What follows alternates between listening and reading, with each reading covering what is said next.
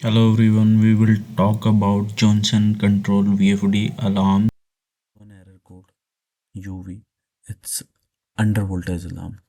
When it occurs, what happened? VFD trip with this alarm and power is stable. When DC is generated properly, in that case, it's again start.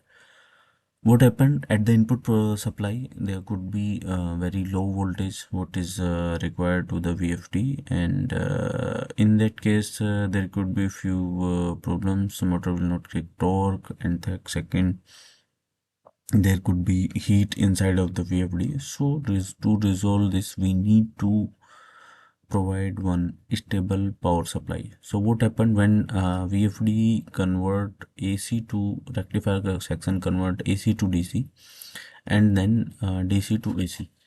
When there is not a DC power supply properly in after rectifier section, in that case it's this alarm occurs.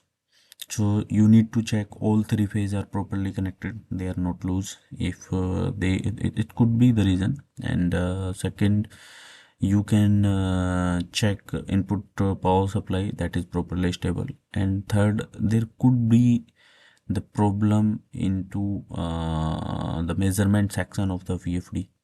If suppose that there is properly input voltage and still it is not measuring proper, so this also could be the reason, and because of this also could show this alarm. So to resolve this alarm you can check all these things what I tell you, and hope so with these activities your problem will be resolved. And at the end, if these are not the problems, you have checked input supply also, you have checked the connections also are properly connected, and still problem is solved, still problem is same, so you can contact to for the repairing, and after repairing this VFD could work.